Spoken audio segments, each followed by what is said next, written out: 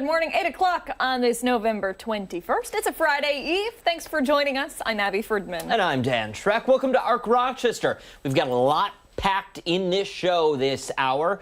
We'll talk about how the United Way is gearing up for their Rock the Day fundraiser and the nonprofits benefiting. Yeah, and how you can use Thanksgiving to teach your students the message of gratitude. Ooh, I like that. Before all of that, we're going to get a first check of the forecast with meteorologist Marty Snyder. Marty, it feels like we have officially turned a page in the seasonal calendar, and winter is coming. Yeah. It's on its way. Yep, it's inevitable. And yeah, we're going to see at least some of that snow try to fall, mainly areas south of Rochester overnight tonight. And even if you look outside right now, you can see that very much a fall-like look. You can see some of the clouds on the horizon there that are bubbling up over Lake Ontario. And we're going to see temperatures today just rise up a little bit today, really not by much. We're going to be in the 40s for highs. We're going to see at least some rain build in near the end of the day. But areas south of town overnight, we'll see that change over to snow and could see an inch or two of snow for some of the hilltops south of Rochester. Any area north of the Thruway, most Monroe County, just seeing rain out of this. So it's going to be a definite north-south split to what we'll see across the area. But in general, just kind of a chilly day for us with a lot of cloud cover. But those areas to the south could get up to some snow heading into the early morning of tomorrow morning. So you've been warned. All right, Marty. Bracing for impact. Yeah. Yeah. Okay. Shouldn't be too bad, but yeah, it's that first snow of the season for quite a few places to the south. It's just it's the shock, it's the change, it's the difference. It's not complaints. No. Right. It's just okay, I have to make an adjustment now. Yes. Very true. Yeah, and that's it. Usually by this time of year, we've seen some snow on the ground in Rochester, so we are running behind by a little bit. We're not going to see it out of this one in Rochester, but it's inevitable. It's going to be coming at some point, as we all know. And that's okay if it takes a little while to get here. Very true. All right. Thank you. Okay. Let's get a look at what is happening in our community this morning. This one, hot topic. The owners of the Buffalo Bills, Terry and Kim Pegula, may no longer be the sole owners of the team. Yeah, this one getting a lot of attention from a lot of people. I mean, anytime you hear the Buffalo Bills in a headline, along with the word sale, people have questions. Here's what we know. So former NBA stars Vince Carter and Tracy McGrady are being considered to become partial owners. Yeah, they would own a non-controlling minority stake. Apparently Tom Brady also on the agenda. That part we don't like. I don't. He's all right. Yeah, listen. He's got He's enough. not playing anymore. He's got enough. The Bills have not commented on this, but the Pegulas would still own more than 79% of the team. So it's still the Buffalo team. Yeah, the Pegulas announced back in April they were considering selling a minority interest in the team. But yeah, like we said, a lot of people on social media. Yeah, that's a nice still of Terry. Yeah, that's Terry Pegula. He watches the show on a daily basis. fan. He and Kim. Big fans of ARC of the show. Rochester, as far as we know. All right, sticking with the sports world, going viral on Rochester on X, also known as Twitter. The Amherst certainly had quite the game last night. Yeah, this one, we're going to show you the video. The team posted a video of a fight on social media. Get a load of this. It's wild. Yeah, let's see if Are we going to, is there audio to this? Wow, I don't believe there's Look at those. audio. We're just going and going and going. Yeah. We don't stop. Okay, so it's Tyson Kozak, the team, the Amherst, they call him Cozy, against the Rockets' Jared Davidson. Yeah, we don't know why the fight broke out. Can I make a guess? Sure. Hockey. Oh, good guess. Good guess. Clearly very heated. Refs are like, I don't really think I want to get too involved in this. No. They're just kind of watching, letting them fight it out, I guess. All in all, Amherst ended up taking home the W, scoring 2-1. Wow. They won the game in overtime. Their next game is tomorrow night. Hopefully, cooler temperatures prevail. Okay, so we're playing the Hershey Bears. They're playing the Hershey Bears. Puck drop is at 7:05. Whoa. I went to one of the Hershey Bear games a couple years ago. Uh-huh. I've never seen so many fights on the ice before. Seriously? I swear. This was 5 years ago, maybe? So we went, and a lot of fighting. The fans Why? were getting rowdy. I guess they really do not like each other. It was a very, very tense game. And at one point, an Amherst fan, went down, dumped a beer on one of the players sitting in the penalty box, the Hershey Bear player. The guy turns around and looks at me, my husband, and our friends and was like, knock it off, and like pointed at us. And we're like, Did you get kicked out? No, it wasn't us. The guy that poured the beer ended up getting kicked out. Oh, he did? Yeah, we didn't know who that was. No. It was It wasn't like your dad or something? No. Okay, I'm just making sure. He would not come to Rochester. Come on. All right. Listen, if that's what we saw last night and the Hershey Bears, they fight a lot with the Amherst, then imagine the action tonight. Imagine game. the posts we'll wake up to tomorrow morning. I can't wait. I know. Entertaining, for Yeah. sure. All right, an exciting event to look forward to. It's a little ways out, but Syracuse has announced the return of its winter fair. Yeah, dates include January 31st through February 2nd. This is at the State Fairgrounds. Food trucks, local vendors, entertainment, rides along the Midway, crafts. What else, Did you know Dan? they had this? Yes. So actually, when I was at Syracuse getting my master's degree, this was one of the first stories that I covered. Honestly, I don't know that I've ever heard of this. I think it's a fantastic idea. Mm-hmm. You've got ice sculptures. You've got fireworks. If you dream it, it's there. Yeah. I mean, and look at those. That looks great. Yeah. We should do an ice sculpting segment this winter. Ooh, there we go. Oh, Sure. give me a chainsaw and a block of ice.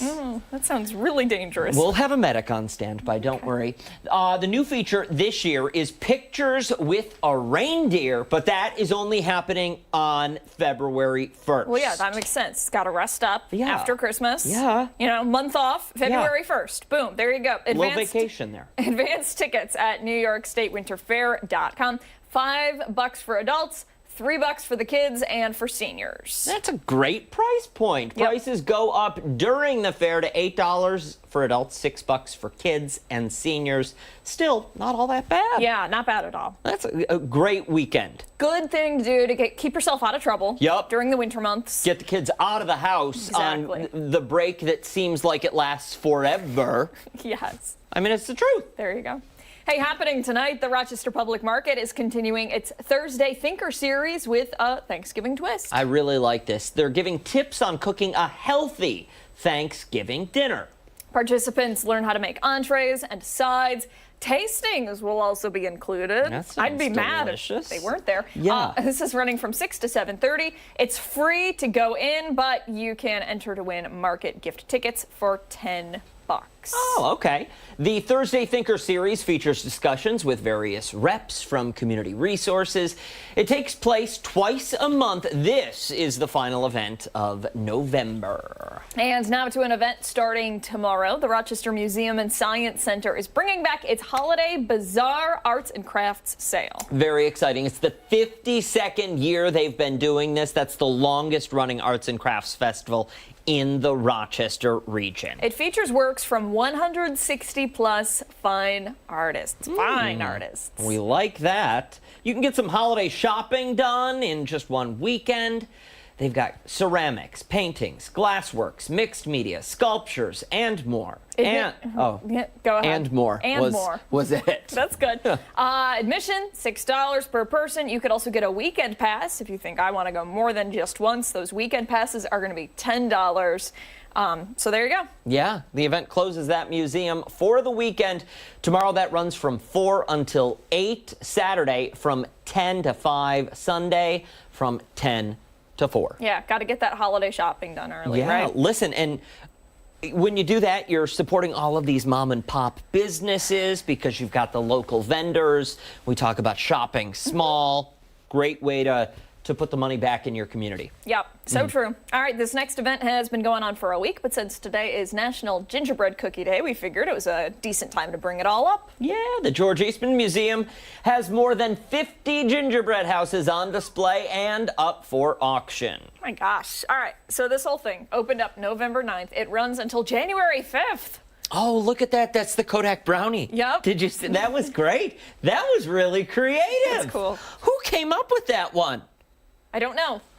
I like that one. That one's got my vote right away. I'm sorry. If you like it, you can place a bid on it. Yeah. Online at eastman.org. It's probably way out of my budget. They also have, though, wreaths, trees, mantle displays, and holiday films. Look at that one. I think it's a mushroom. That's very cool. So cool. And tonight, the museum is hosting a holiday That's got your name all over it, Abigail. This one, it's The Nightmare Before Christmas. And Gremlins. And the Gremlins. And maybe it's the Santa Claus up on the roof, Tim Allen falling off the side there? Oh, could be.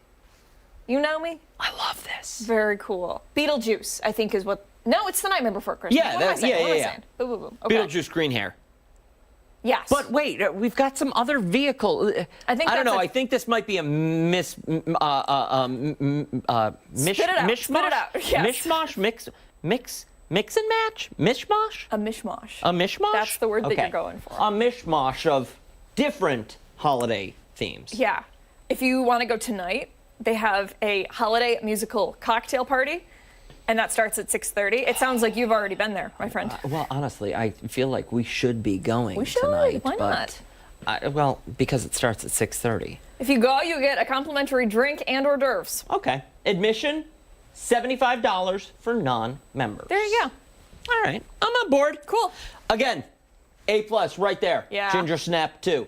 Very. All right, on the topic of the George Eastman Museum's sweet creations that are on display, we wanted to ask you about your own sweet creations 1 week out from Thanksgiving. Yeah, for the poll of the day today, we wanted to know, which is your favorite Thanksgiving dessert? Here are the options. We've got pumpkin or sweet potato pie, apple pie, pecan pie, or no dessert. I almost feel like we should have gone a more controversial route and just given 2 options. Is it pecan pie or pecan pie? Oh, yeah. I'm going to guess that you say pecan because you like to be fancy. What did you say yesterday? It was something ridiculous. What? I don't know. You say it like you're like fancy. I'm a fancy. Like a transatlantic accent. Oh, what is it? I can't remember for the life of me. I'll go back and all right, think yeah, about it. I need you to. I need to know what it is because now I'm intrigued. Yeah, you always sound fancy. I sound like I'm straight from Canada. Well, listen, it's either sound fancy or I sound like I'm drunk when I'm trying to do some of these things. What are you going to do? Either way, grab your smartphone, scan that QR code. That's going to take you over to our social media X page. You can comment on that poll, repost the poll, and of course, weigh in on the poll. We'll go over all of those responses for you coming up at the end of the 9 o'clock hour. Yeah, and coming up next, Chris Lopez live at the Toast Factory, stuffing his face. We're back after this.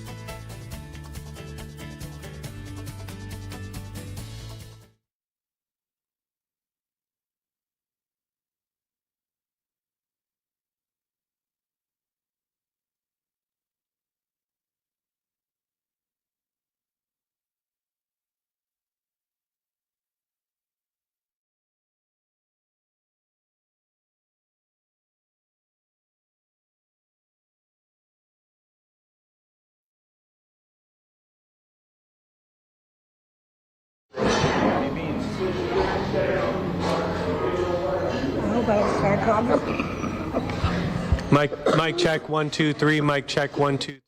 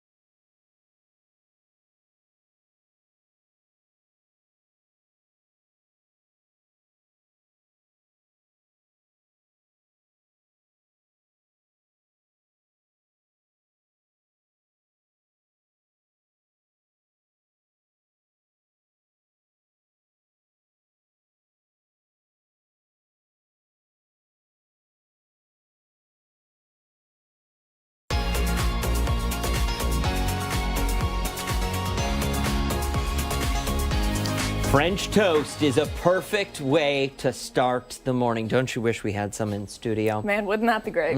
It can make a difference. And it can be made in many different ways. Sweet, savory, creamy, you name it. Yeah, there's a breakfast spot that specializes in all forms of the dish, and they just opened the doors for their new location at City Gate. Chris Lopez live this morning at the Toast Factory. Chris, what's up, my dude? We got no food in front of us, but we are joined by the lovely Mama Rosie here. This is Keith's mom, owner, chef here at the Toast Factory. Real quickly, how was Keith like as a young boy when he was growing up? Keith, as a young boy, was always was a good kid. Really? You're not lying? No. No? Okay. No. He always was a good kid, and he was always a perfectionist in whatever he does. You know, even in playing, he was just always a good guy. And we were talking a little bit earlier about why you think this place is so special. You were talking about the love that is put into the ingredients and serving people. I want people to know what you said. If you don't have to repeat it verbatim, but kind of something similar. Well, Chris, I said love. Love goes, it kills a multitude of sin. It goes all over, and it's a connector. Okay. So when one gets a piece of that love, another one wants a piece of that love, and then we can do things supernaturally because of that love. Is that what really is, you think, attracts people to this place? People are already showing up this morning. It's a Thursday morning. You wouldn't think people would be in here, but there is a lot of people coming through here. Is that what really separates you guys from other breakfast spots? Yes, I believe the love, the food is so good, and I didn't want to really talk about the food because it's my son, and people say, oh, she's just saying that because that's her son, but I'm here to tell you that love will make you sit here and you'll take an hour to 2 hours to 3 hours because you're just that comfortable with the people, the personalities, it's just the atmosphere. It's just, the love is just so supernatural here. That's, yeah, like that. Real quickly, what's your favorite thing on the menu? Oh, God. On the spot. Banana cream, strawberry. There we go. Mine too. That was absolutely excellent. Thank you, Mama Rosie. I appreciate the time. Thank you. We're going to head back and let's see what Keith has working up for us this morning. Different things, sweet, savory, the banana cream. I can attest to Mama Rosie. That is probably the best thing I've had this morning. Keith, caught up with you. What are we working on? This looks beautiful. Doesn't look too breakfasty, but am I mistaken? You are. So this is shrimp and grits. Everything, again, made from scratch. I sprinkled some cheddar cheese in there. I actually made you kind of like a cluster of things. You got some catfish nuggets here, and then we have some home fries with peppers and onions. Here as well, we have, this is a 10 to 12 ounce haddock, and then I just paired it with some grits and butter and cheese. I know, you're going to get full. Keith, what are we doing this morning, Keith? This is so much going on here. I also want to point out, producer Jonathan Hanna is sitting across from me right now. He is trying out the banana cream. I'm trying out the shrimp and the grits. I want to get into this. What am I going to taste? What kind of flavors am I going to taste in this? So first of all, are you used to eating fish? No, salmon. So all fish Love some salmon, that's yeah. That's a fish. So they all have different flavors, different, it's a different palate. They're not gamey, a little juicy. You bite into it and then you let me know how it makes you feel. Okay. Any hot sauce? Yes. Take some. A little bit. Although I should have had you try it without the hot sauce first. Thank you, sir. The fish is flaky. I thought it was going to be a little bit more. It's the first time having catfish? Yes. Oh, I've never had catfish before. It's very flaky, and then combining it with the potato. Potatoes, such a simple starch. so many ways to make it. Yes. You accomplished that. This is beautiful. And those are all cut fresh as well. Inspiration for some of this stuff. So these are just some of the classic Southern things, as you would say, in the black culture. Fish and grits is always a staple. Shrimp and grits is always a staple. Home fries, catfish definitely is one of our favorites. So it's just, that's just part of the culture. One more hit. We're going to be trying one more thing off of the menu. Also, getting into some mocktails. I'm going to send it back to you guys in studio. I'm getting full, but I'm not full enough. I'm going to continue this great meal here. Chris, I don't know if you're aware, but we now stream Arc Rochester on YouTube, and we have, oh my gosh, thousands of comments. What about Dan and Abby? They look hungry. They're look famished. Bring them back food. Yeah, I mean, people are really weighing in. You got to give the people what they want, Chris. No, I don't. I'm just kidding. I'll bring you guys back something. A little potato for Darren, a little bit of cheese for Abby. That should suffice, right? Come back, his pockets are disgusting. Ah, Chris, thank you. So good, Chris. It really does. Yeah. It really, really does. Hey, coming up, 4 students. We're talking about some news stories. 4 students charged with vandalism at the University of Rochester. The latest as we take you behind the headline. We're back after this.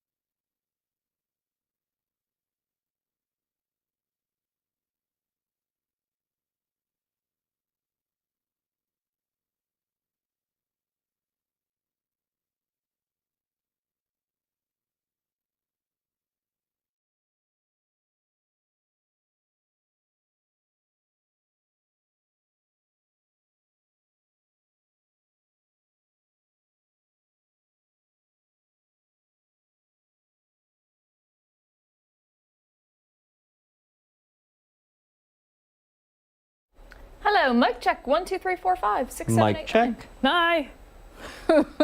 I should probably say more words than that. Good morning if you're watching us on YouTube. Hello, good morning. We'll be with you in just a minute.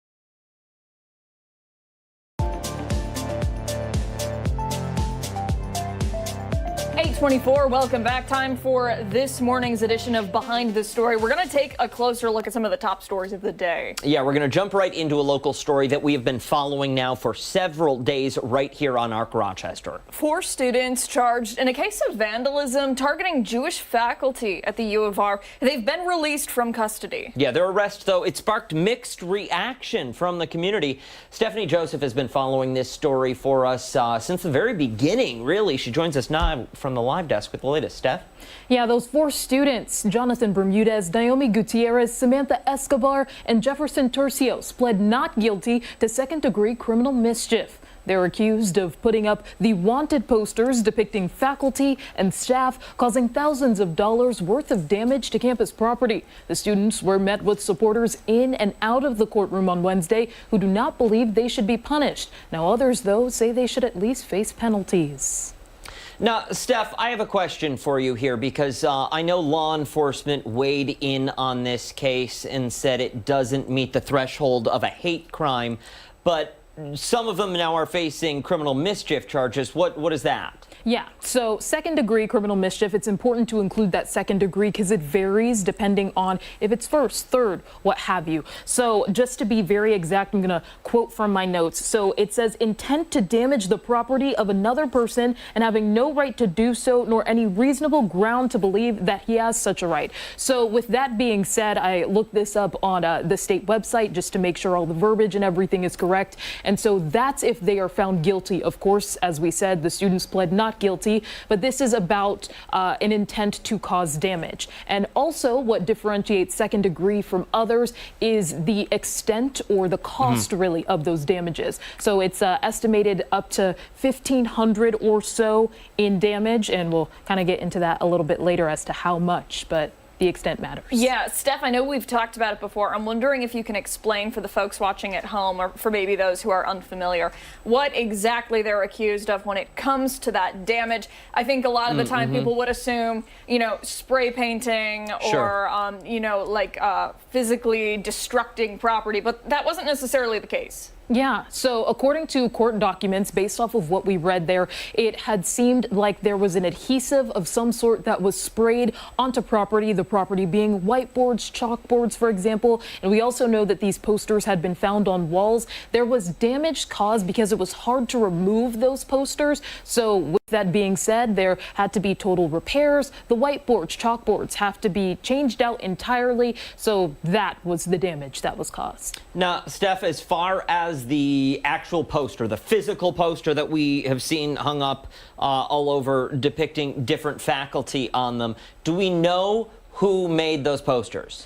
At this time, we do not know. All that we know is the 4 that have been charged with criminal mischief, and then there's the 5th person, not sure of their identity just yet or what exactly they're being investigated for, but we do know that there is a 5th person that is being investigated. Steph, I'm wondering what we've heard from students or those who are involved with the U of R. This is obviously a very controversial topic right now. People have strong feelings on this, no matter the side that they're on. What are we hearing from them? Yeah, that is for sure. A lot of people in the community have weighed in. As I said before, there were people inside and outside of the courtroom, specifically supporters of the students who believe that this punishment does not match at all for what had gone on. There was actually a student who was outside of court that we caught up with yesterday. Let's see if we can play her sound. The fact that the school has framed this in a way that's incriminating them like this and making them a scapegoat at this time instead of caring for their students and really working on something that doesn't put them in the public eye like this has been really hard. And I know that she also mentioned that she knows the students, being that they are considered hardworking. We had another professor who was there as well, who had expressed that the degree of punishment did not match either. Let's see if we can hear him. My job as a professor is that I believe in education. I believe students should have the opportunity to learn. Students should have the opportunity to make mistakes if you view this action as a mistake without having their bodies put in a cage by the state. That's a severe overreaction. Now, it is important to mention that the students were released, so they aren't in custody right now. But as for someone else weighing in, I know that earlier this morning we were showing that there was a truck parked outside of College Town that had expressed calling for expulsion for those students. There was another person who weighed in also on that line in terms of seeing the degree of punishment as not matching, but saying that when something is done that is wrong, there should be at least a penalty. I wouldn't say it's anti-Semitic to call out Israel. The most Jewish people I know, the most Israeli people I know, I don't go a day without hearing them criticize their government. What bothers me is when you start accusing people of things they didn't do because they happen to be Jewish. And that's where it crosses the line. Yeah, so a lot of people, again, in the community weighing in there. We heard from a lot outside, so that was just a sort of degree or wrap-up of those that we got to speak to. Certainly a heightened sense of emotion across the board on both sides because of the tense situation currently ongoing overseas. So something that will continue to develop, and we, of course, will continue to follow for you. Steph, thank you. Thanks, Steph, for the report. Appreciate it. Time right now is 8:30. Stick around. Arc Rochester continues right after this.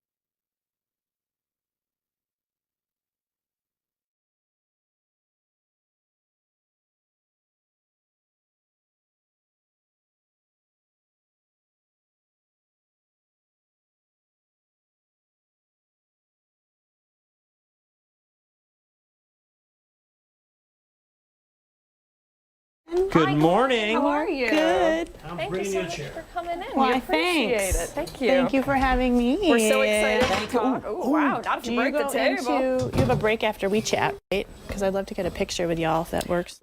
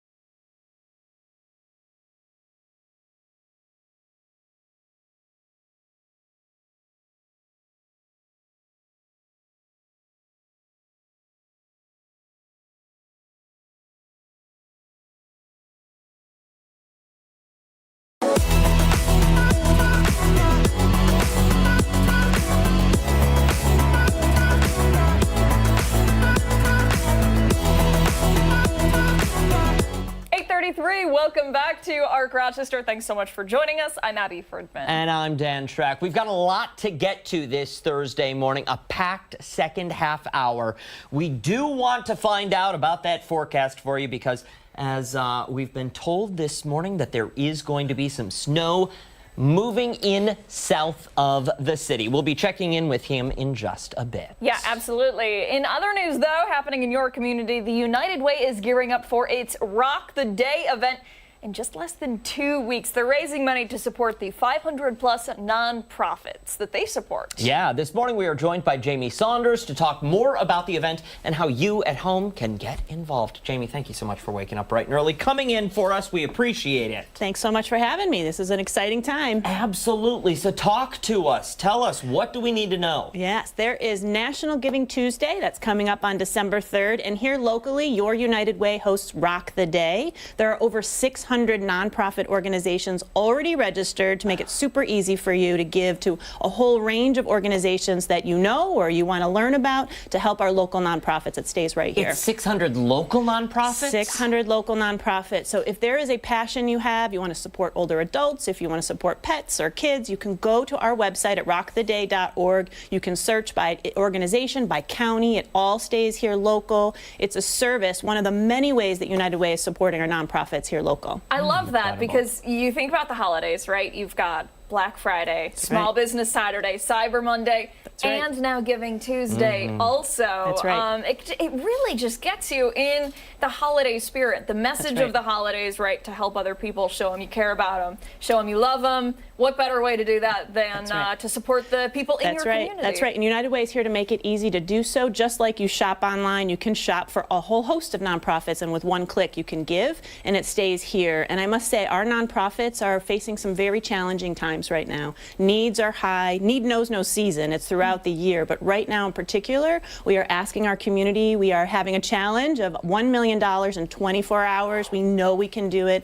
Our region is so generous. We can break records, and we're just asking everyone to do a little bit, and it really makes a tremendous, large difference for so many. We can 100% do the $1 million goal. A million percent do that goal. I do want to talk a little bit, though, if we can, about those nonprofits, about those organizations. You mentioned more than 600 registered. What are you seeing the greatest need? If there were an item of lists, is there what do people need? Well, our nonprofits are essential to the fabric of our region. So if you think about those who are taking care of our older adults, those who are taking care of our children and after-school programs, we are seeing dramatic increases in food insecurity. We're seeing issues with housing. But we also want to make sure we have our vibrant arts and culture organizations. So there is a range that you can support through Rock the Day. Again, all of that is a free service from United Way to support our region and our organizations. Year-end giving, right? It's almost tax season, so please make sure that you give and it stays local. But the needs are great, and every dollar matters. So it can feel overwhelming by the amount of needs that we're seeing and by the changes in our environment. But truly, every single dollar makes a difference, and it will stay right here to help a neighbor. Can you name some of the organizations that people will be familiar with, or some of the ones that they may be unfamiliar with? Well, it covers 9 counties, so you can, again, wherever you live, work, or play, you can invest. So there's the large organizations that still need our help, and the very, very small grassroots organizations you may never have heard of, from dance groups and after-school programs to our humane societies throughout the region. There are so many, and all of them are our favorites. So I'm going to actually not answer that because I want people to do their homework to go find, but there are 600 organizations, and you can sort right now. You can look right now to see these amazing organizations. You can sort by topic, but our nonprofits are crucial to the health of our region, and we are so grateful for the generosity of our donors, of our community. Last year we were almost to $1 million, and to sweeten the pot, we have some challenge grants hour by hour. So the more donations for a nonprofit, rally your supporters. You can get bonus $500 per hour. Salvatore's Pizza is also sponsoring. There's a special Rock the Day pizza out right now. There's French fries involved, and I think ranch dressing. But again, giving should feel good, and there's a lot of opportunity to make a difference. And so you'll feel good after you give and have some pizza, too. That's I'll right, tell you exactly what. right.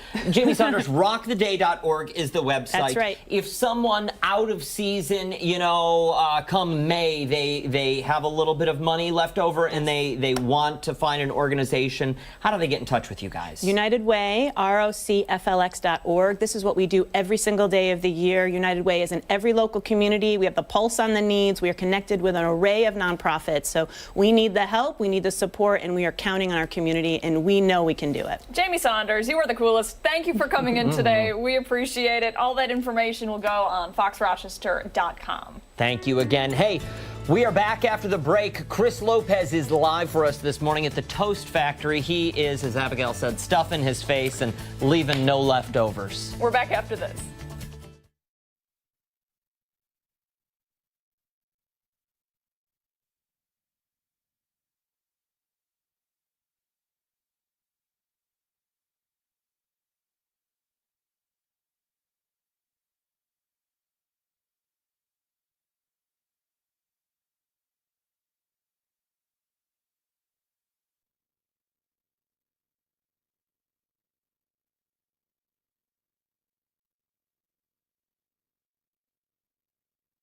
Sunday morning, more so like Sunday Sunday. afternoon, more so like the afternoon.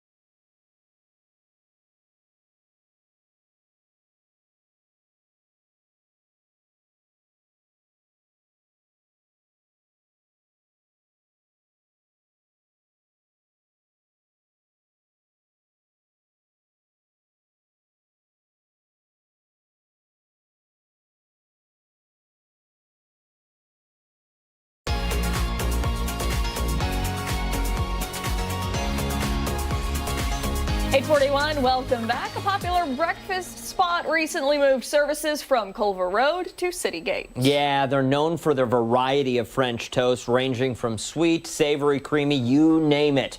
Chris Lopez has been hungry all morning, and he's been eating all morning. He's paid a visit to the toast factory Yeah, for seriously. us. That's actually really nice, though, with the fire behind you, Yeah, it Chris. looks cozy. That does look cozy. Warm and toasty, and you gotta wash down the food that you have been eating all morning, and that is when I bring in Kernice, bartender here. What are we working with? So I'm gonna make the warm and toasty for you guys. I drizzle caramel all around the cup and then a dash of cinnamon at the bottom. And then we take some apple cider. We're gonna pour the apple. And this is a mocktail, ladies and gentlemen. Don't get your hopes up. This is a mocktail. It's still Thursday. It's not 5 o'clock yet. Like I say, it's not 5 o'clock nowhere. We Look take at some that. whipped cream. And this pairs well. Keith brought out this dish right here, this beautiful dish. What does it pair well with? The apple and pork. And you take the cinnamon. Look at that, is beautiful. Is this a favorite here at the restaurant? It is a favorite here. A lot of people love it. It's nice and warm and toasty, and it's also sweet. Let's try this out. Let's try this out. I love this right here. Look at that. Look at that, ladies and gentlemen. Thank you. No problem. Let me know how you like it.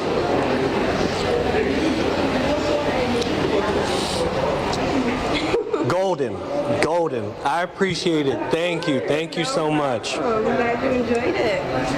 And we're gonna move over to some customers. And I thought it would be just very fitting to have a Channel 13 customer here. This is producer Jonathan, AKA J Hands, producer from the 5 to the 7. What are you eating here, my friend? I'm eating the shrimp and grits right now. I had the banana cream French toast earlier at your suggestion, and both are amazing. Explain the depth of the French toast, though. Really get into it. Give me some adjectives. I mean, it's sweet, but not overly so. I know you were saying at the 6:30, some people put syrup. I didn't, because that was just a bit too. Because you're a monster. I'm not a monster. The banana cream has so much depth of flavor. It's amazing by itself, and with the bananas.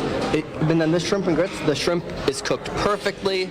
There's not too much heat, but there's a nice little kick of something at the end, and the shrimp, again, cooked perfectly. You should be a food reporter, Jonathan Hanna. Thank you, my friend. I'm coming for your job. Who isn't? Let's walk around the corner. Maya and Kay, thank you so much for being here. You guys are returning customers. First of all, I want to know what you guys are eating right now. Maya, I'll start with you. I have the fried haddock, the French toast with the yams, and some cheesy grits. And you returning customers, Kay, what keeps you coming back here? I would say the environment is nice, the food is really good, and it's black owned. And what's your favorite thing off the menu? I like the French toast and the yams is really good, but the fried fish is amazing. And you recommend 10 out of 10? Anyone that's watching this, please come here. 10 out of 10. Very welcoming. Yes. Customer service is very good, very good. Thank you guys so much for giving us your opinion. I will let you guys enjoy the food. I'm gonna walk back out. Keith Brown, owner here, chef as well, wife. Thank you guys. We've been here all morning. We haven't really talked logistics though. When are you guys open? How can someone find out more about you guys and show up here and have some of this food? You want to go? Social media. He's really big on Facebook, Instagram, TikTok, Twitter, our website, as well as Google. Website is actually we're getting ready to switch it over to a new website. So I prefer you just go to Instagram to get the most current details. And then we open here 7 a.m. to 4 p.m. every day except Tuesday. Tuesdays we are closed. Okay. And then final pitch to someone. Why should they come out here? We're unique.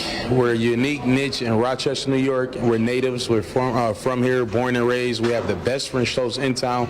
I would argue the best French toast in the country. So come and check it out and see what you think for yourself. We'll have more information on our website as well about how you can find out more about Keith, the Toast Factory, and how you can come here and enjoy all the meals that I did throughout the morning. Back to you guys in studio. Good stuff, Chris. I hope you've had a great morning. Yeah, Chris, we hope you have a great morning. And Yeah. We'll see you at the gym later, buddy. Yeah. Working off all that. Get that workout crunches, then we're jumping in the boxing ring after. Yup. Good stuff. Those are looking saggy. We're back. Wait. Oh my. All right. Well, yeah.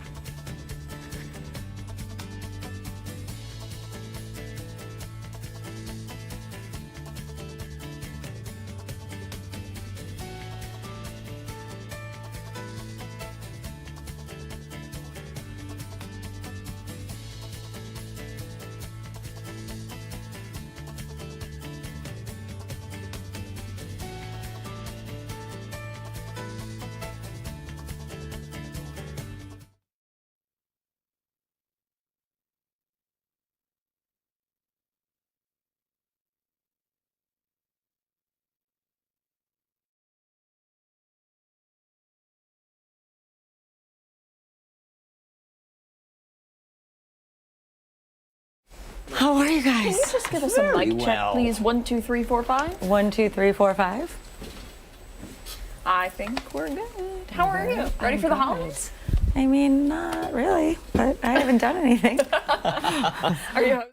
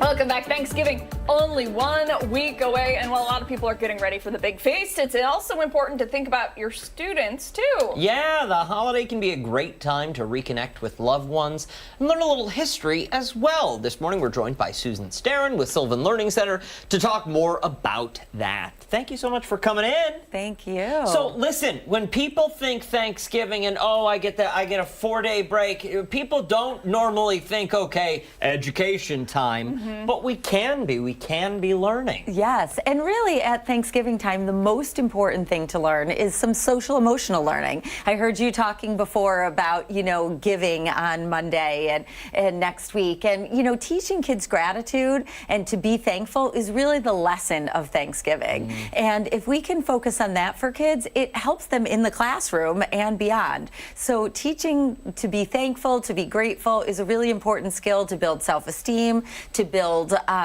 happiness in the classroom. Studies all show that students that are thankful and grateful do better at school. What are your recommendations for starting that conversation?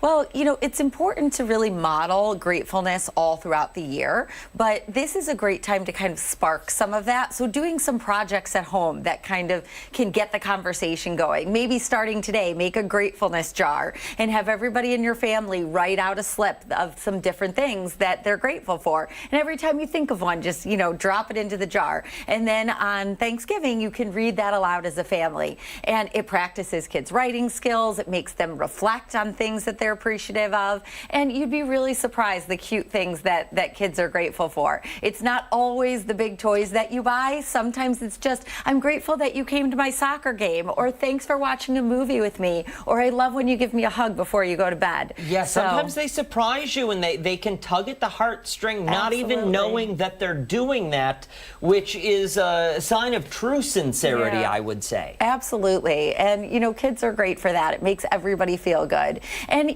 maybe even taking the time right now to write a little note to your classroom teacher. They get a lot of notes at the holiday time, but writing some things that they're grateful for, or maybe making a list A through Z and every letter filling out something that goes with something they're grateful for, or welcoming your family at Thanksgiving, getting kids involved in the process, helping them cook with you, decorate, make maybe a place card for every family member, and write, the things that they love about them. And then when they come in, they can be greeted with that when they sit at the table. I love that because it's also a great way to keep the conversation at the dinner table positive, right? I think so often things can get a little doom and gloom, right?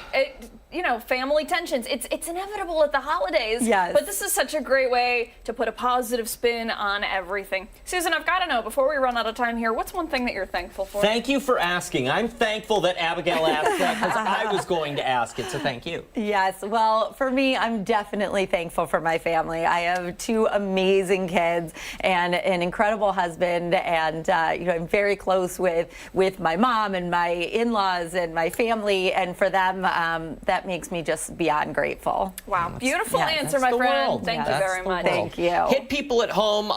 It's right on the screen. SylvanLearning.com. Excellent. Good work. Thank you so much for stopping by, Susan. Really appreciate it. Same to you. Time right now, 8:52. Stick around. Your Arc Rochester news break is after this.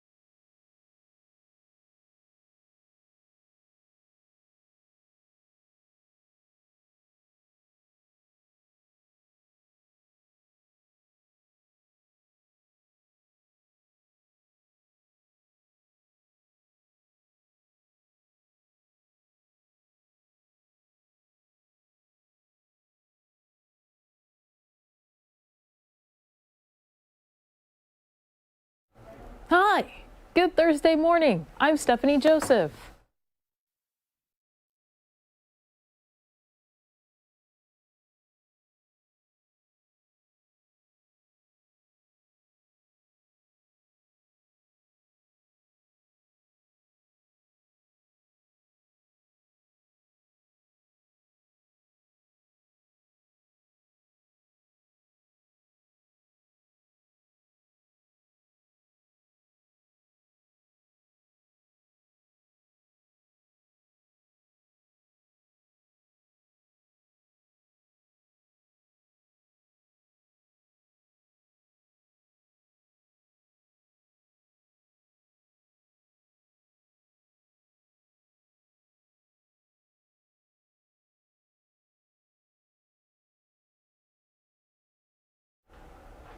Good Thursday morning. Thank you so much for tuning in. Here's your Arc Rochester news break. A Rochester police officer was hurt this morning trying to stop a burglary suspect. It started just after 5 for the report of a burglary on Monroe Avenue. Police say the suspects drove off when they got there. One officer tried to apprehend the driver and was leaning into the car when the driver sped off. That officer has minor injuries. The driver eventually bailed out of the car on South Avenue. A man and woman have been arrested. 4 University of Rochester students charged in a case of vandalism targeting Jewish faculty at the University of Rochester have been released from custody. They pled not guilty to criminal mischief and are facing charges for their alleged involvement in plastering wanted posters across campus. Court documents say the 4 were captured on surveillance, spraying chalkboards and whiteboards with a strong adhesive before pasting the posters to them. A 14-year-old girl is recovering in the hospital this morning after she collapsed during track practice. It happened just before 6 o'clock at the Rochester Prep School on Mark Street. Police say another student got a staff member's attention, who then started CPR until first responders arrived. The teen was taken to Strong Memorial, where police say she is in serious but stable condition. Today, Rochester's Board of Education will finalize the leadership profile for the search for a new superintendent. The district has been without a permanent leader since March, when then Superintendent Dr. Carmine Peluso left. In July, Deputy Superintendent of Teaching and Learning Demario Strickland was named interim. Happening today, the Rochester Public Market will hold a class on cooking up a healthy Thanksgiving dinner. Today's free demonstration will be about lightening up the holiday dinner with healthy and delicious tastings and entrees. It runs from 6 to 7:30 at the Nutrition Center inside the Bee Shed at the Public Market. Now, for all of these top stories and any updates, visit our website, 13wham.com. Stick around. Arc Rochester is back right after this.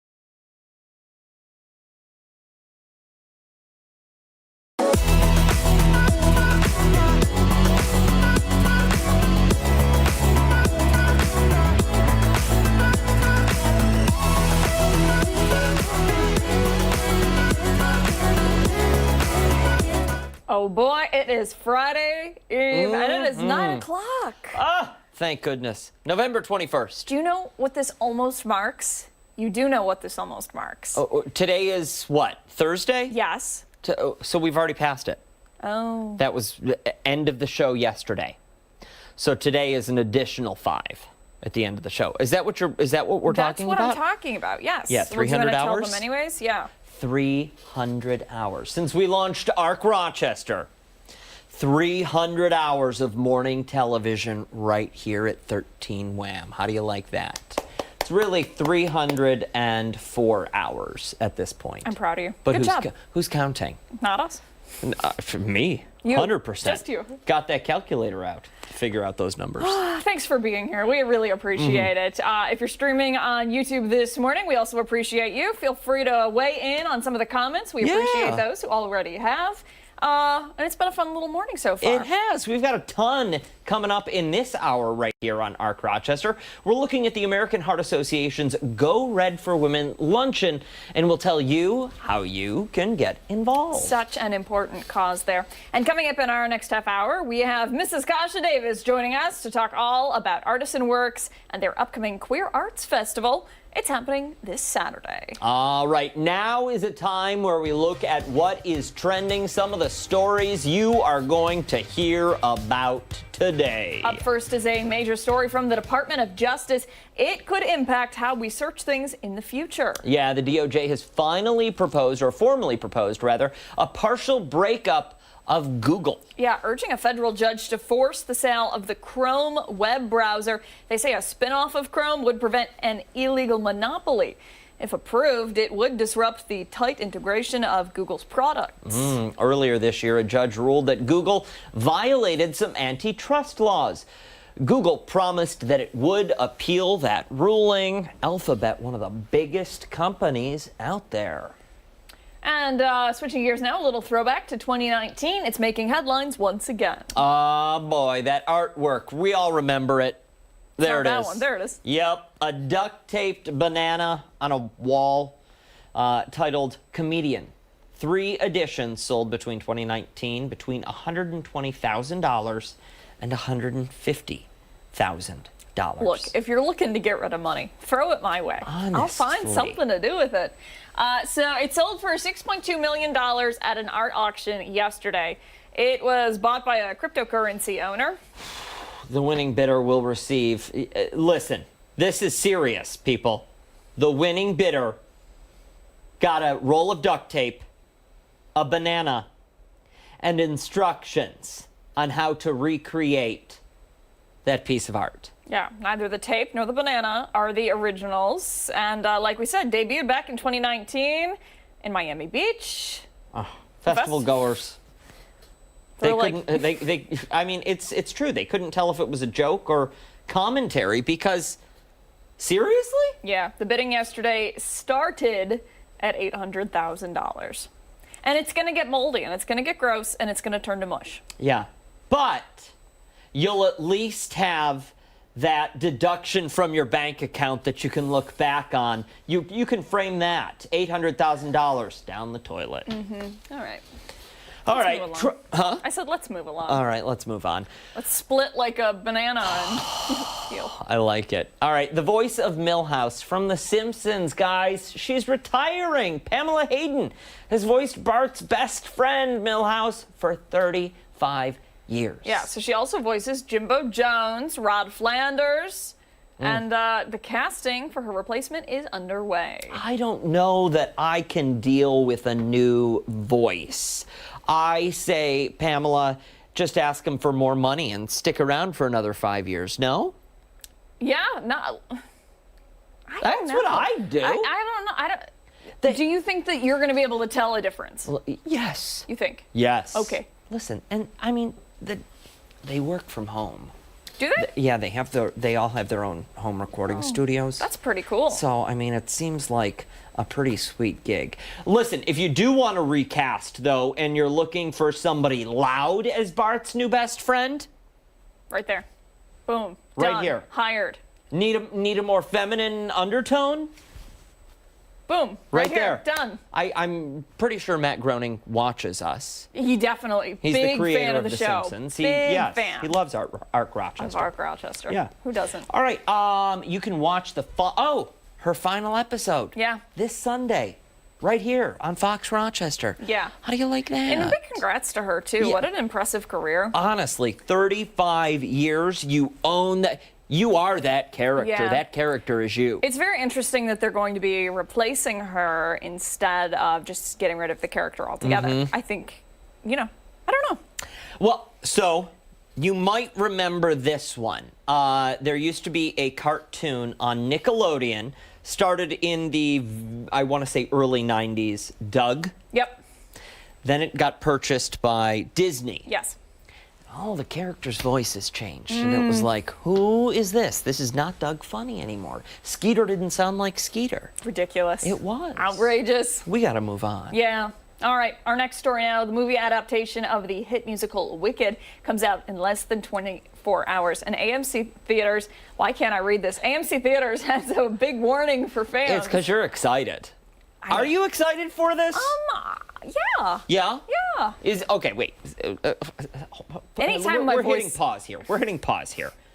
Are you actually excited If my for voice this? gets high like that, you I know it's probably not right. Okay. So why is that? Can I ask?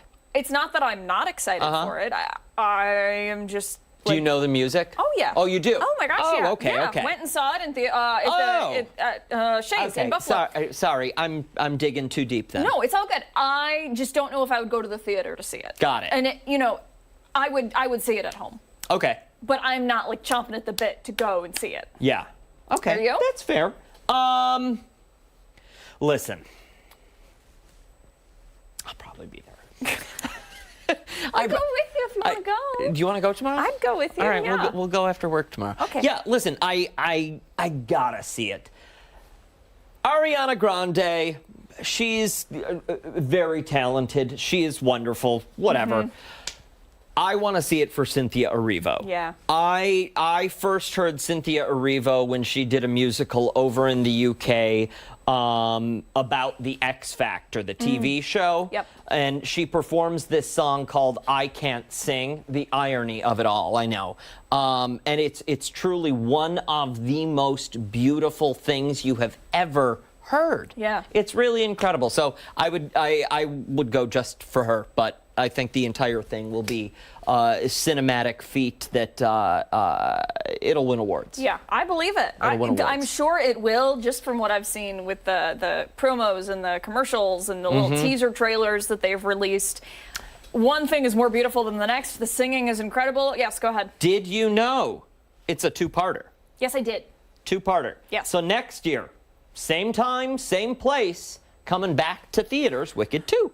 Yes. They shot it all at once, so it's already in the can. Yeah. No chance of any slowdowns, delays, strikes, or anything backing this up. Yep.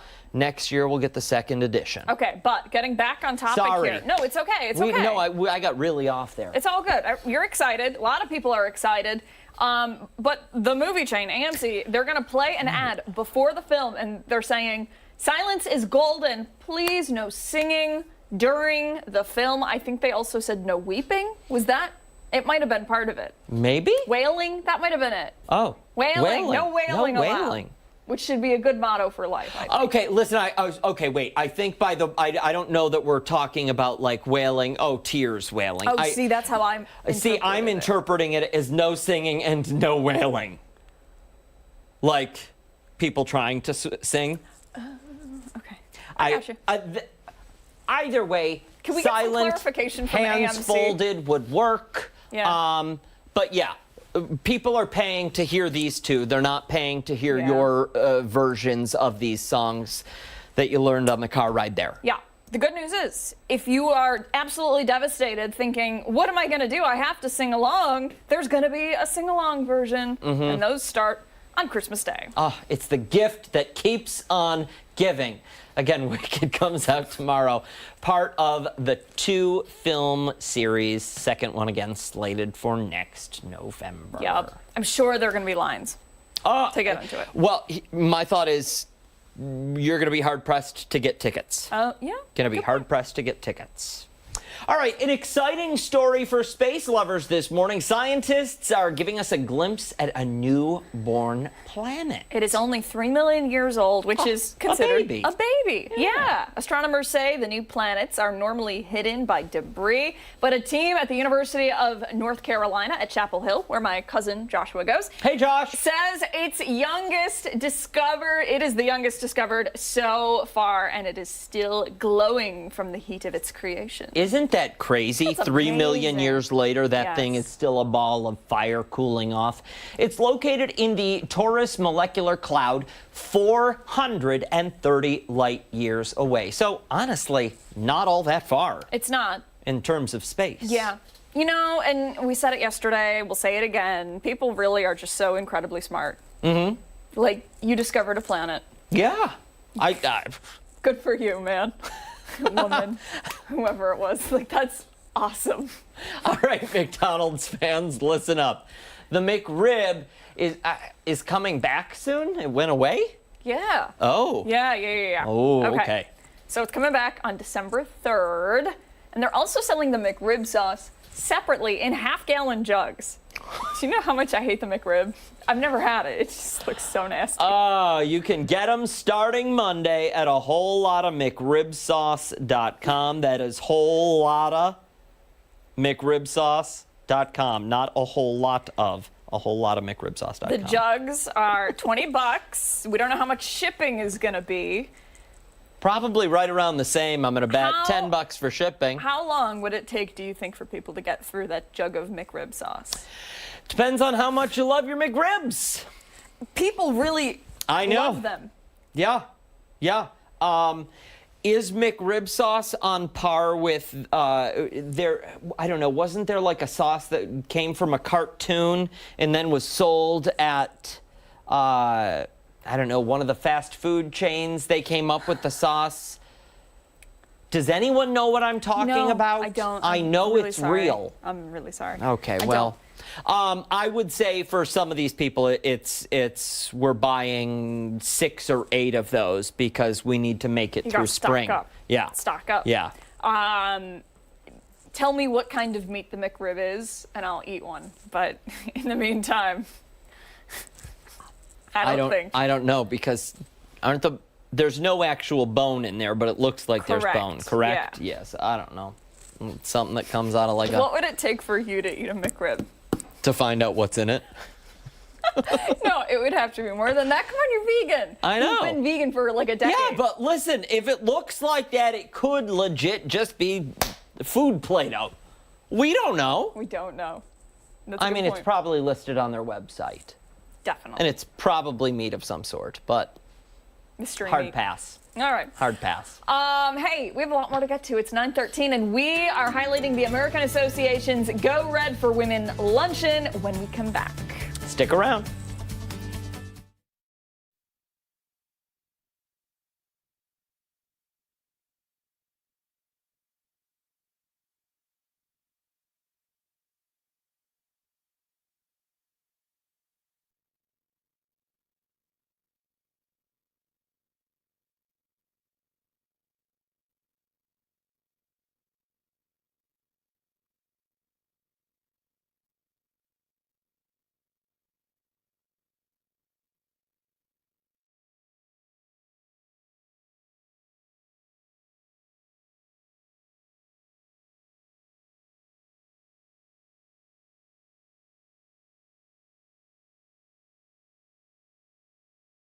Things here. Could you give us a mic check? Just count for us. 1, 2, 3.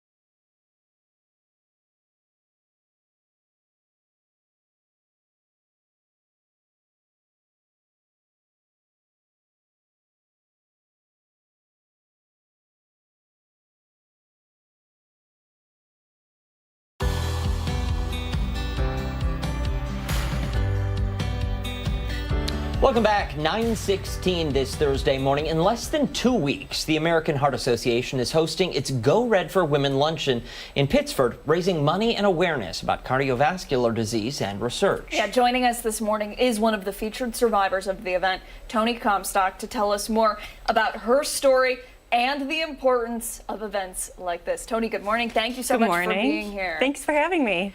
First, I want to thank you again for being here today, and we're so glad that you're here. A survivor of cardiac arrest, yes? Yes. Let's get right into the importance of heart health, understanding the importance of it, and the great work that Go Red for Women does. So first things first, as far as heart health is concerned, we probably should not be eating those McRibs. Right? See, that's what I'm saying. Yes, 1000%. So we're just going to start with them. that. I just think that it is so incredibly important for people to learn CPR. Women in general are less likely to receive CPR than men when they are in crisis, and it's just so incredibly important. Hopefully we all know CPR and we don't ever need it, but if you're in a situation where you do, I just think that, you know, being able to be that person, that was the person for me. I wouldn't be here today if somebody had not started CPR on me. Would you mind, I'm sure it's painful to relive, but would you mind taking us back and Sure. sharing the story? Yep, so it was a Friday in July of 2022, and I was at work, and I've never had any health issues in my life, so it was very unexpected. And I was sitting at my desk, and I had two members at my desk with me, and I had sudden cardiac arrest. The woman at my desk, fortunately for me, was a nurse, and so she started CPR right away.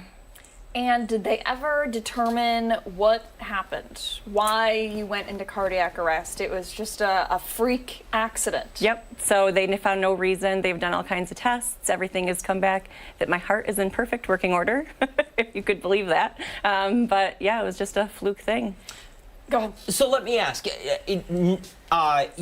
time out, having, you know, time to breathe in between those two periods, is there anything looking back that you would wish you had known prior to that? Not really. I am so incredibly fortunate that that day played out the way that it did, just because if I had been anywhere else, I don't know that I would be sitting here today. So, but I didn't really have any warning signs. There was nothing in my life that was different than a normal day. So I do think that, you know, being able to tell my story and people knowing that perhaps you're going to go to work and you're going to think it's a normal Friday, and then you wake up in the hospital, and, you know, you don't always have those, you know, wow moments of, oh, something is wrong and something is happening. Sure. Right, yeah. For anybody watching at home right now, what is your message to them? You know, if you are having anything that you think is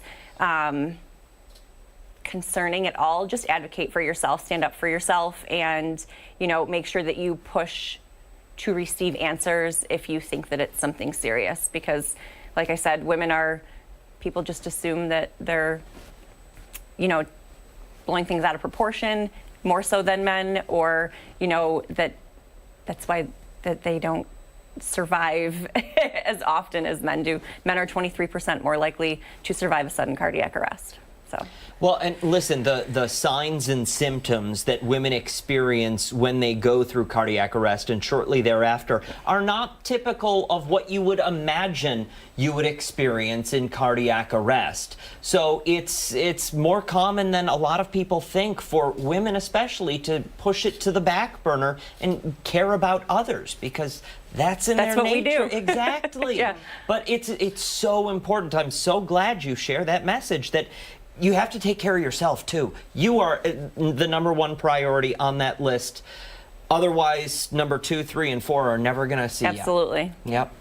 We're running low on time here, but the Go Red for Women luncheon, tell us the details on that, if you don't mind. So it's December 4th from 11 to 1, and the website for donations is heart.org/GoRedRock.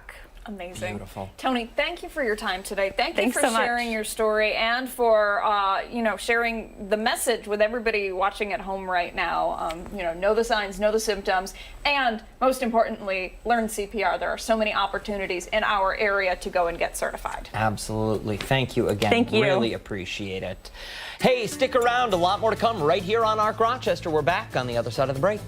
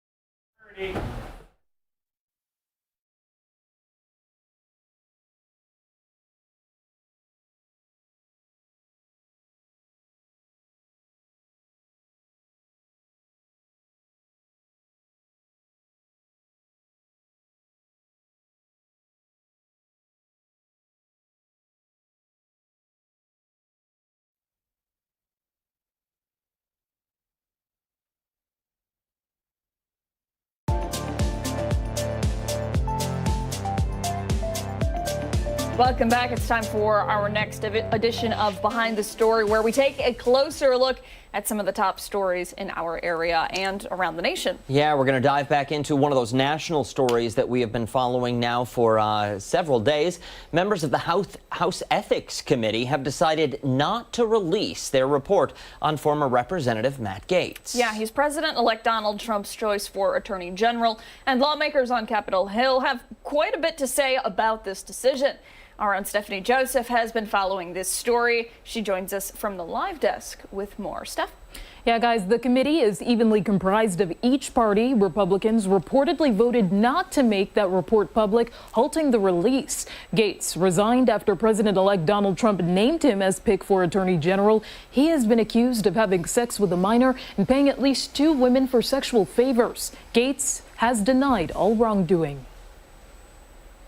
Now, Steph, let me ask you. So the committee made this vote or held this vote. What was the vote count? Was it unanimous? So it's a bit complicated, and we'll play sound in just a second from one of the members there. But given that it is so evenly split, oftentimes you may need some other people from a different party to join others in terms of what they wanted to choose or vote on. And basically, there couldn't be an agreement that was made based off of the members together. As you heard me say in the beginning, Republicans reportedly had decided not to move forward with releasing that report. So obviously, when it comes to other members having their way in for this as well, they disagreed. And we'll listen to one of those members right here.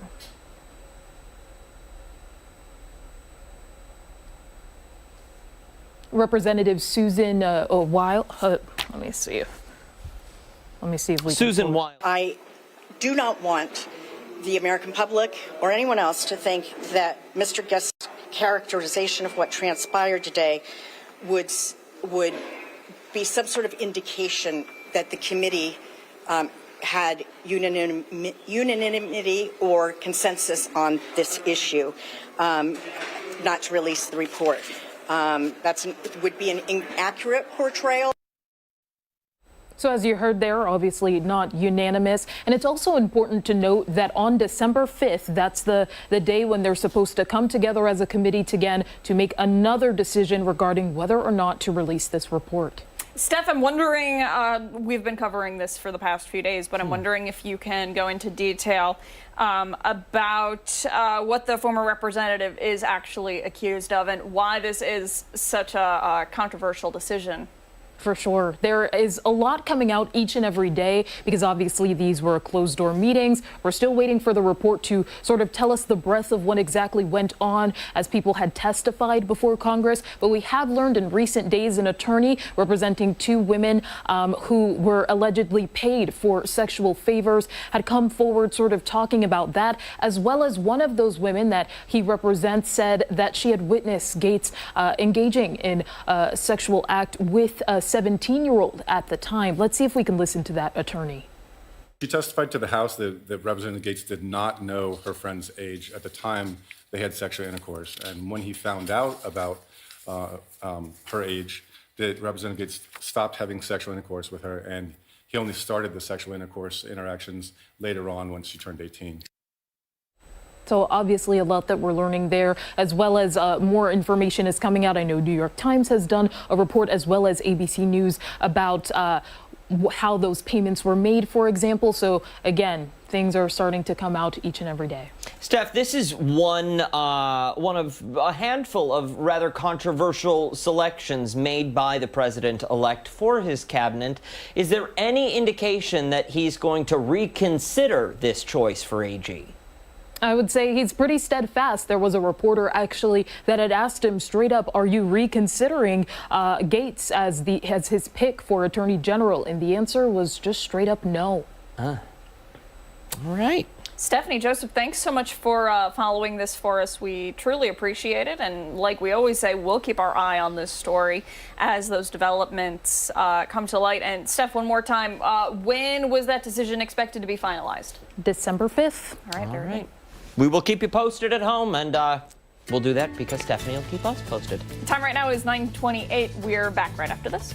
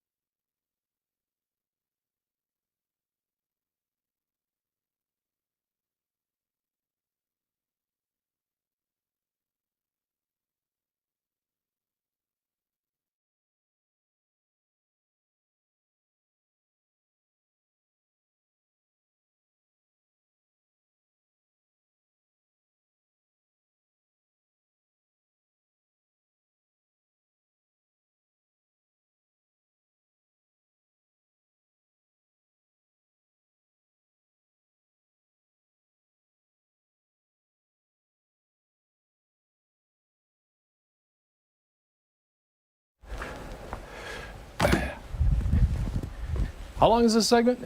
We got like 5 or something? 14 and a half minutes. Holy cow.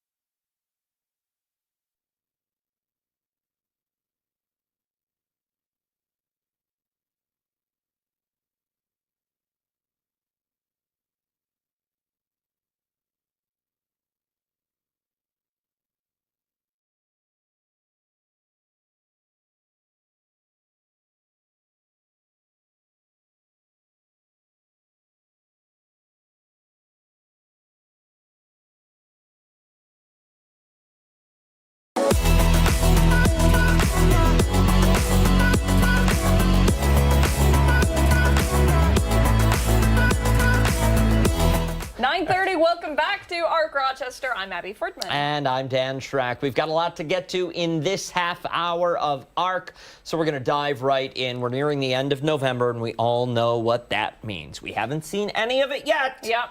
But it is coming, Yeah, people. we're talking about the S word that we're allowed to say on television, snow. And meteorologist Marty Snyder is here with us this morning. Marty, we're talking about it in the forecast for some spots, not everywhere, but some spots are probably going to see it tonight. Yeah, and it's going to be a case where it's going to be south of Rochester. I think one of those stories where folks are going to wake up around town and it's like, well, I heard about snow. I'm not seeing any snow. It's going to be rain in Rochester north of the Thruway, but those highest elevations to the south, it's a little bit cooler this time of year, and usually, but this time of year just enough to flip that precipitation type over to snow, and that's what we're going to see going into tonight. For those like myself in the city who will see mainly rain in the overnight hours, any chance by morning that that's going to cause any slick issues on the roads? No, it's going to be a close call, but I think we're going to have just enough of a margin above the freezing point to be all right. Good. Some of the hilltops, you know, with that slushy accumulation, could see a little bit of freezing take place there.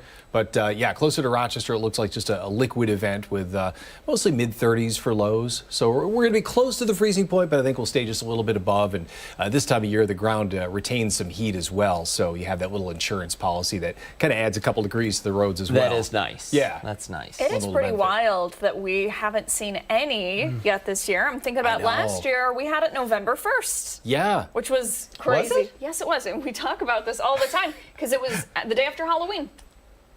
And we had snow. I have to admit, my memory had to be refreshed too. I could remember. What was special about that day that makes it stand out? Because I don't remember. I just remember.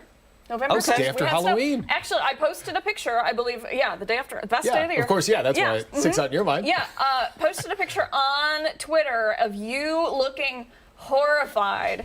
Yes. It's deep Today? in the archives. He's No, gonna no, search. a year ago on November 1st, looking have to look horrified this up. at the forecast. Yeah. It was because we had snowflakes flying out there with the Van Bortle Subaru mobile weather tracker. I'm no longer making those horrified faces, though, when we talk about unfavorable forecasts. It's a lot of growth. Yeah, that's what it is. That's what 2024 has been about for Dan Schreck. Growth. Really? Personal growth. No, it hasn't. Well, you've been good about the last couple Wednesdays with the complaining Wednesdays. Well, I've noticed I some really am trying because I growth there. feel like the negativity of, oh, I can save it all for Wednesday and then just take it all out on Marty and complain about the weather. I feel like that's probably not good for my being. Yeah. Or Marty's being. I appreciate it too. Yeah, or your I'll being. throw it back at you, Dan. You just watch. I'm This is- a caged animal. I'm usually pretty nice, but you come at me, bro. I think it's more of an acceptance. Okay, this is what we get today. Yeah. So that's it. We'll go with it. This time of year, like Abby was mentioning, it's been a little late for us with that snow. Some of the hilltops have seen a little snow already, so some areas a little ahead of Rochester. But yeah, it's going to be tonight that some of those areas to the south will get that first snow coming in. Now, the day we get our shovels out, that's when we are allowed to complain. Okay. Just FYI. Great. Good to know. I think our shovel broke at the end of last winter. We may be in the market for a new one. I could be wrong. But check out these photos from Chime In. We got some snow. I don't know when or where this was. Boy. But these Whose are deck is that? Okay, snow that pictures. is from Newark, and that is from last week. Okay. I know this because I remember reading that Chime In. Okay. I don't okay. remember the viewer who sent it in though. Okay. But thank you. We Yeah, appreciate thanks those anyway. snow photos. Yeah. I think we've got a trail camera up. Let's see if we can pull that one.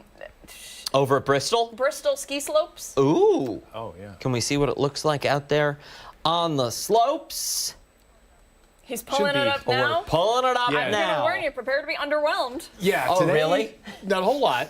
Maybe a Not different a look lot. tomorrow Have morning. they been making any, do we know? I don't believe so. Sometimes from my house, I can see the Yeah. top of the hill, and you can see the guns right at the top of the hill. But I haven't seen, it hasn't been cold enough. I know. It's a And little. lots of times, they'll open sometimes in a really early season. You get close to Yeah. Thanksgiving, and they start to open up. But we'll get a little fresh snow there. And actually, I can pull up a map of the accumulation amounts. Maybe.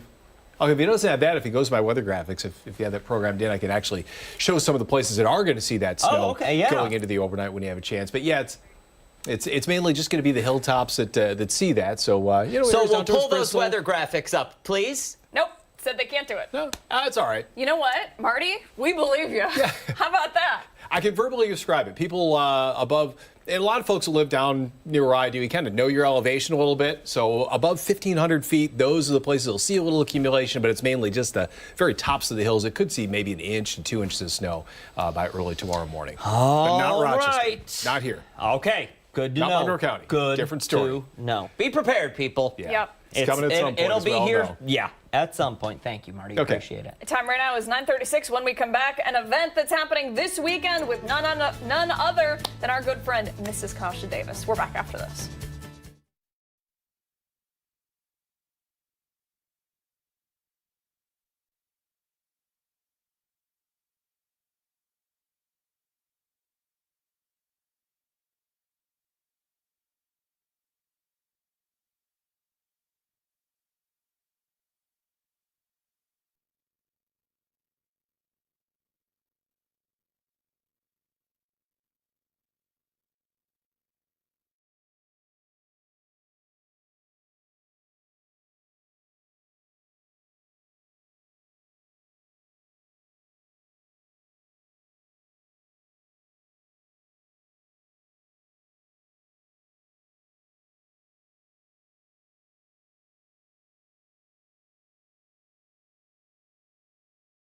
It's not lime, so Oh. it's a little. Well, they're This isn't you know too bad. they're, This isn't they're too meant for bad, yeah. they're meant for costume. It's okay. Let's Yeah. go like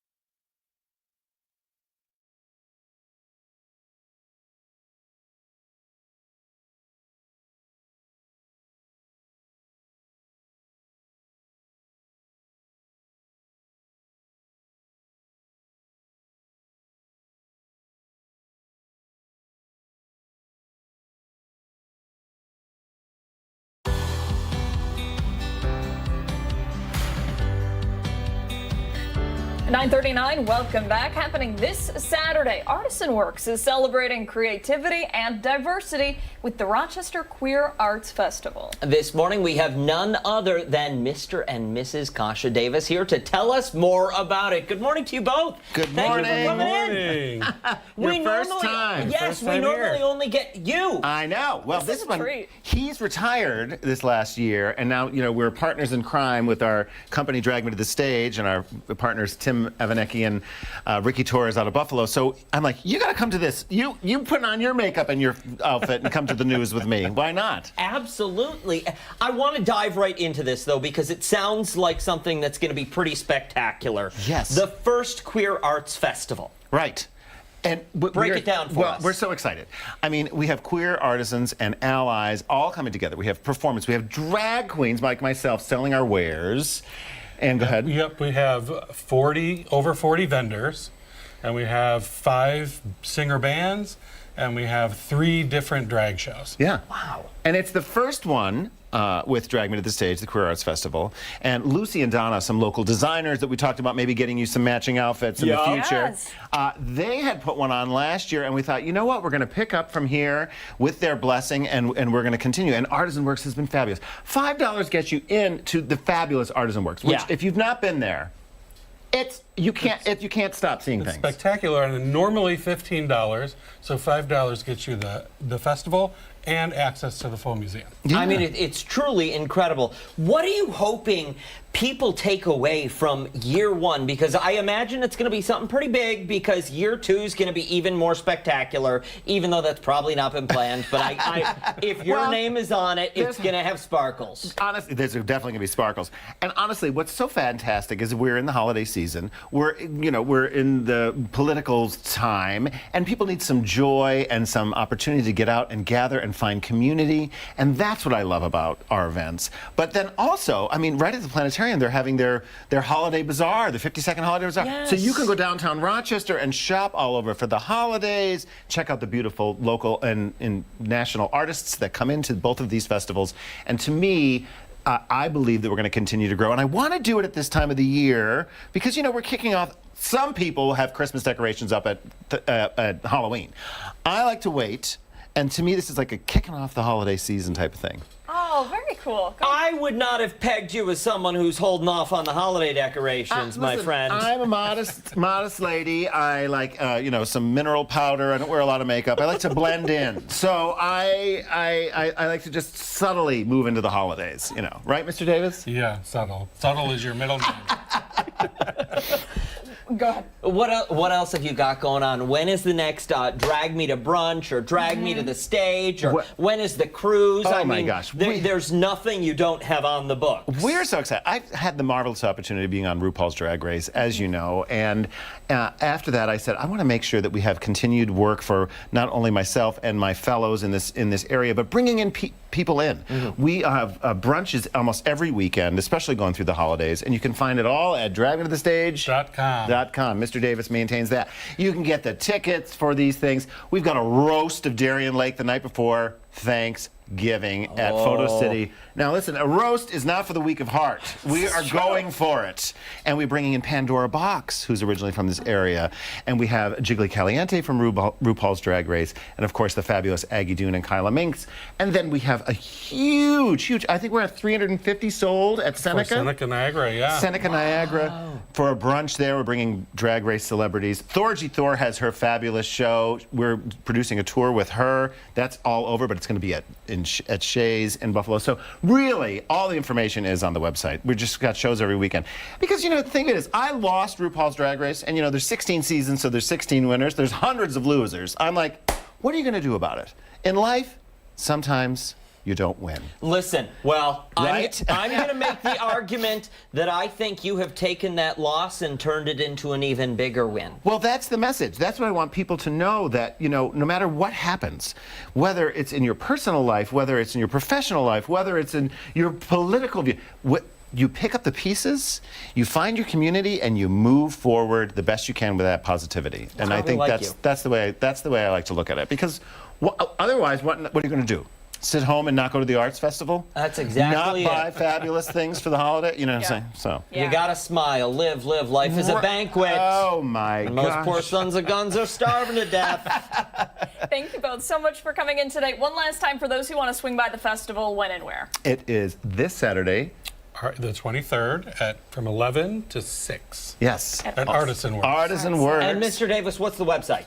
The website is dragmetothestage.com. Perfect. Thank you both so much. He's really so cute. appreciate it. 21 years we're together. Look oh my at God. that. Now we're starting to dress alike. I don't know what's happened. Great minds think alike. That's right. That's what it is. We'll post all of this information for you at home on our website, foxrochester.com, after the show this morning. Stick around. We're back after this.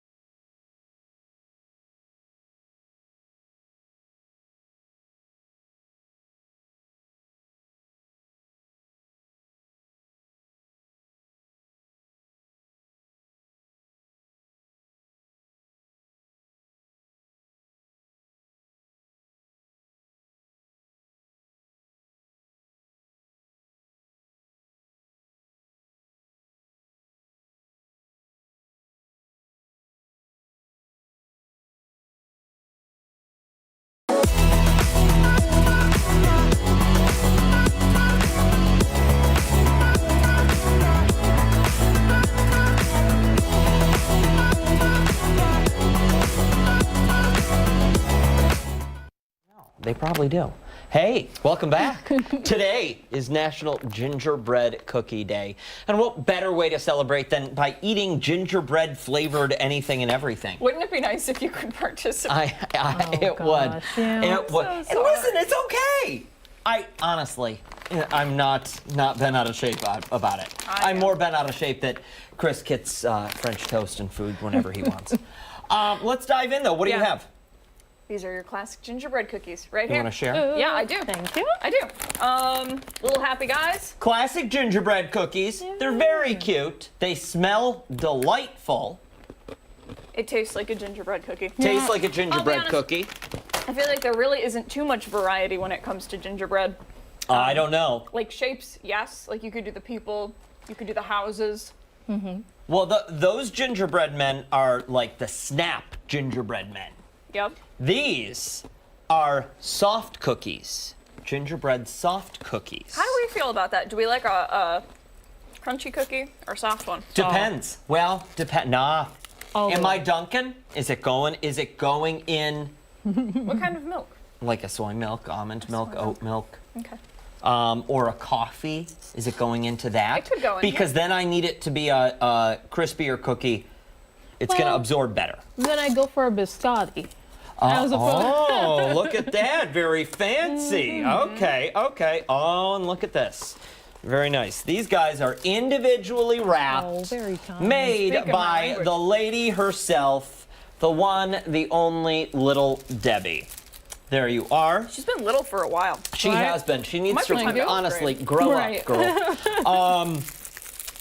When I was working in Elmira, there was a Little Debbie truck that pulled up. Truck? Yep, pulled up to the grocery store making a delivery. Okay, and the truck was stolen. The driver took off, and they did end up catching the driver. They found the truck, Little Debbie stuff everywhere. Oh my God. Big mess. Yeah. Somebody literally stole the Little Debbie truck. Did you have a favorite treat? Yeah. Growing up? Yeah. Oh, okay. Yes, I had a couple of favorite treats. What were the? They were like 2 wafers covered in chocolate, and there was like a thin layer. Nutter Butters? Yeah. Oh my gosh. Who Right? doesn't like those? They are. What else did Little Debbie make? For snack time in kindergarten, the go-tos, I would go through all of them. So we have the oatmeal cream pies. Oh yeah. We have the raisin cream pies. Okay. We have the strawberry shortcake one. Oh yeah. Yep. I was quite an unhealthy child, but it was fun. What? No. Stop it. I had the cheeks to prove it. They were just so. There were so many. Oh my goodness. Zebra cakes are my favorite. That's what I forgot. They still are. I haven't had one in a really long time, but they always are at the checkout at the grocery store we shop at. For whatever reason, they're just like individually available to grab. cute. And I always eye them. And I'm like, You guys, I'm opening this Self-restraint. chocolate. I got a golden ticket. This is like the best Get it? type of Okay. chocolate. Here, I'll hold is. that if you want to just grab that piece right there this whole and thing? snap. Oh, you want me to snap it? There we go. Yeah, I don't want to, unless you, if guess you, I'll take that if you one. want it, you can have the whole thing. Thank you. This is gingerbread chocolate? This is gingerbread chocolate. This is Tony's Chocolonely.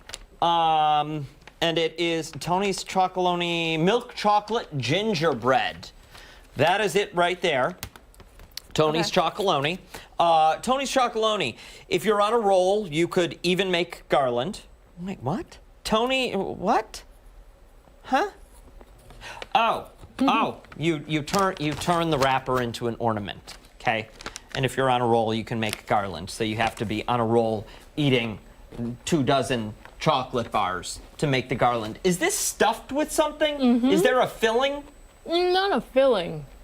When you crunchy. bite into a square, what's inside? Probably gingerbread cookie. No, I mean cookie. It's crunchy, like a wafer. I'll be honest, it just kind of tastes like regular chocolate to me. Really? I don't Ever taste did- yeah. gingerbread. Okay. Well, It's great. It's all right. Tony's Chocolonely. There's chocolate liqueur in there. Whoa, hey. I know. All right, save it's a us. party. Hello. There's breakfast. Okay, coming up next, we have a half loaf of gingerbread. The you guys- legit. Literally. Okay, so did you guys, my mom's side, very German. Did you guys ever have Lebkuchen? No. No. What is that? It's very, very tough gingerbread. It's like very traditional. It's rock hard. And I hate it. And it's like the worst thing ever in my family because everybody else loves it. They have to make it at Christmas. And it's one of those things I just can't eat it. It's like too hard.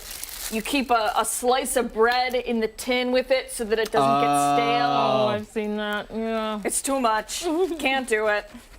Okay, they're cut. I'm gonna have you both serve yourself. Okay. So I'm you just can, gonna you grab can like a little touch them. tiny chunk. Ooh, Okay. it's very soft. Oh, yeah. Where Yeah, did we get it this definitely looks moist. from? Is it Wegmans? This, yes. Wegmans made this. Did I just cut you? No, well, Sorry. I mean, if it was a sharper knife, yes. Okay. It's fine. The results? It's all right.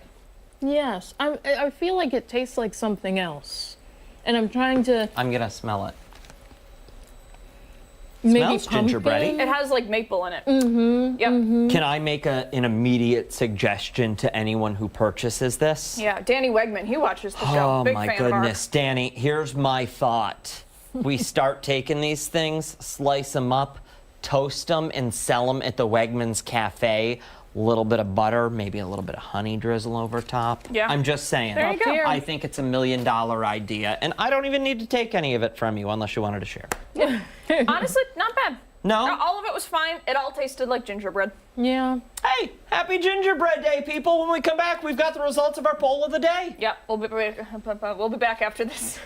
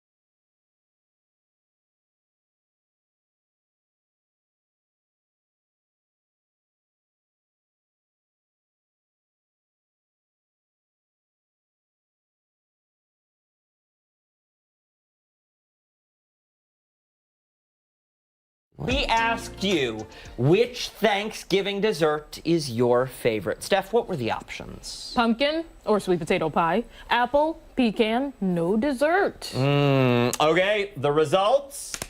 That was a terrible drum. The results. There we go. Apple pie is the winner with 42.5% of the vote. Yes. Is that, do we agree? No. You don't? What's your No. favorite stuff? I love pecan, but I also feel like you need to separate because there are big Okay. pumpkin versus sweet potato people.